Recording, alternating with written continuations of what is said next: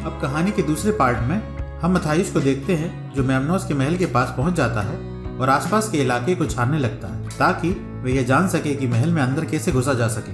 तभी अचानक उसके कीमती पत्थर की थैली एक बच्चा चुरा के भाग जाता है और मथायुस उसे छोटे चोर को पकड़ने के लिए उसके पीछे पीछे दौड़ता है। आखिरकार वह उस चोर को पकड़ ही लेता है। मथायुस उसे गुस्से से देखकर पूछता है कि क्या सच में उसे कीमती पत्थर चाहिए।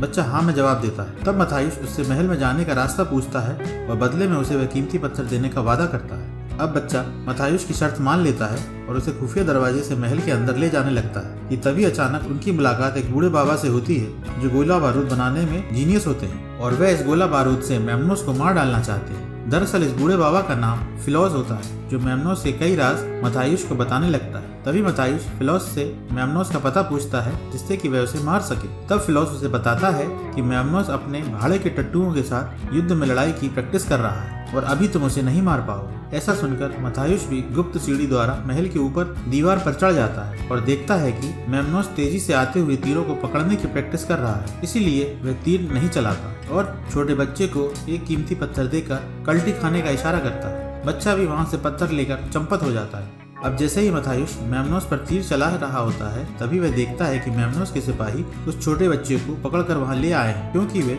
उसके पास वह पत्थर देख लेते हैं और बच्चे को चोर समझ लेते हैं। मेमनोस भी वह कीमती पत्थर देख उसे चोर समझकर उस छोटे बच्चे के हाथ काटने का आदेश देता है। अब जैसे ही मेमनोस के सिपाही बच्चे का हाथ काटने ही वाले होते हैं कि मथायुस बच्चे को बचाने के लिए उस फरसे वाली सिपाही पर तीर छोड़ देता है जिससे कि फरसा दूर जाकर गिरता है। यह देख मेमनोस और उसके सिपाही भी चौकन्ने हो जाते हैं और मेमनोस को सुरक्षा देकर मथायुस पर जोरदार तीरों की बारिश कर देते हैं। तीरों को आता देख मथायुस भी वहां से तेजी से दीवार के सहारे भाग खड़ा होता है। ऐसे ही ऊपर नीचे कूदते हुए वह एक झोपड़ी में गिर जाता है जहां वह जादूगरनी कैसेंड्रा मस्ती में नहा रही होती है और मथायुस को देख शर्म के मारे पानी में अंदर डूब जाती है। पर मथायुस भी उसे पकड़कर बंदी बना लेता है और पानी की नलियों से जादूगरनी को दूर भगा ले जाता है। अब मथायुस उस जादूगरनी को अपने साथ लेकर ऊंट पर चढ़ने को कहता है जिसे उसके नालायक साथी रफीक ने कल ही चुराया था। तब जादूगरनी कैसेंड्रा गुस्से में मथायुस से पूछती है कि तुमने मुझे क्यों पकड़ रखा है, क्या मैं तुम्हें इतनी पसंद आ गई हूँ। तब मथायुस कहता है कि आईने में अपनी शक्ल देखी है, तू तो किसी बंदरिया से कम नहीं लगती और मैंने तुम्हें सिर्फ इसलिए पकड़ा है ताकि मेमनोस तुम्हें खोजता हुआ यहाँ आए और मैं उसे जान से मार सकूं। यह सुनकर नालायक रफीक हंसने लगता है। अब कुछ ही देर में रात हो जाती है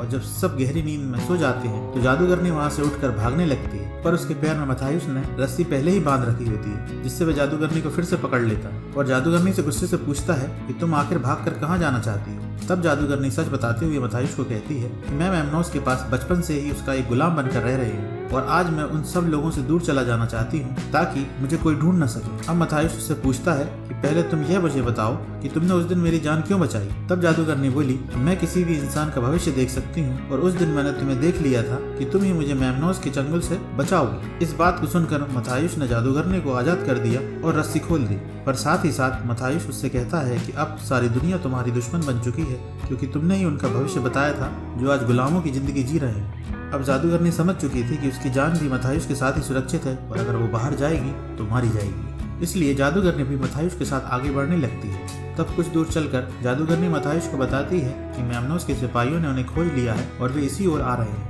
अब यह सुनकर मथायुस उन सभी सिपाहियों को मारने के लिए ऊंट पर बैठ जाता है और जादूगरनी को उसके दोस्त रफीक के साथ वहीं कहीं छुपाकर नकाब ओढ़कर निकल जाता है। उसके पीछे पीछे तूफान भी बड़ी तेजी से सिपाहियों की ओर बढ़ने लगता है और जैसे ही मथायुस सिपाहियों के पास पहुंचता है एकदम से तूफान भी सिपाहियों को घेर लेता है। इसी तूफान का फायदा उठाकर मथायुस सिपाहियों को एक एक करके मारने लगता है। अब थोड़े ही वक्त में वह एक एक करके सारे सिपाहियों को मार डालता है लेकिन लड़ाई के दौरान मथायुस को भी एक सिपाही बिच्छू के जहर वाला तीर मार देता है पर मथायुस उस सिपाही को भी नहीं बख्शता और मार डालता है। अब जैसे तैसे लड़खड़ाता हुआ वापस मथायुस अपने दोस्त और जादूगरनी के पास आ तो जाता है पर आते ही बेहोश होकर गिर पड़ता है। अब मथायुस का दोस्त रफीक उस जादूगरनी को रात में कहता है कि वह तो एक जादूगरनी है और क्या वह मथायुस का जहर चूस कर नहीं निकाल सकती। तब जादूगरनी मान जाती है और उसी रात वह मथायुस का जहर चूस कर बाहर फेंक देती है। अगली सुबह मथायुस मेमनोस को एक संदेश भेजता है जिसमें वह उसे बताता है कि उसने उसके सारे भेजे हुए सिपाहियों को मार डाला है और अब मेमनोस के मरने की बारी है। यह संदेश देख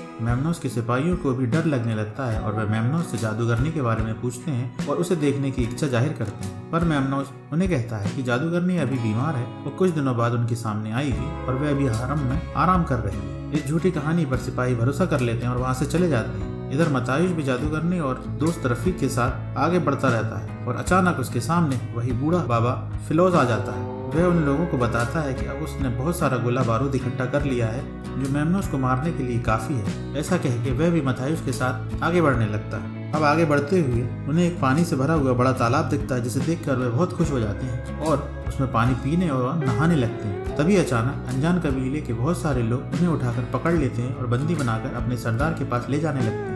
इस कबीले के बारे में कोई भी कुछ नहीं जानता और ये एक रहस्यमय कबीला है जिसके सरदार का नाम बेल्तजार है। बेल्तजार भी एक खूंखार योद्धा है जो मथायुस को जानता है और उससे नफरत करता है। मथायुस और बेल्तजार एक दूसरे के दुश्मन होते हैं और एक दूसरे को जान से मारना चाहते हैं। अब बेल्तजार गुस्से से कहता है कि इस जादूगरनी को मार डालो और उसको मरते ही मैं मथायुस को अपने हाथ से मार दूंगा। अब मथायुस भी गुस्से में आकर बेल्तजार और उसकी सारी खूंखार लड़ाकों को बोलता है, अगर इस जादूगरनी की तरफ किसी ने आंख उठाकर भी देखा तो मैं उसकी आंखें लोच लूंगा। यह देख जादूगरनी भी मथायुस से बहुत इम्प्रेस हो जाती है। अब बेल्तजार भी मथायुस को मारने के लिए चिल्लाता है और यहाँ मथायुस भी कहता है कि आज तो फैसला हो ही जाए, जो जीता वही सिकंदर। अब इन दोनों में घमासान युद्ध छिड़ जाता है। चूंकि दोनों ही महान योद्धा होते हैं तो आसानी से कोई भी नहीं हारता और लड़ाई यूं ही जारी रहती है। लेकिन मथायुस अधिक ताकतवर होता है जिससे वह बेल्तजार को आखिरकार हरा ही देता है, लेकिन वह उसे मारता नहीं है। वह बेल्तजार और सभी से कहता है कि वह बेल्तजार को मारने यहाँ नहीं आया है, वह तो क्रूर राजा मेमनोन को मारने आया था और यदि बेल्तजार मेमनोन को मारना चाहता है तो क्यों ना वो उसके साथ मिलकर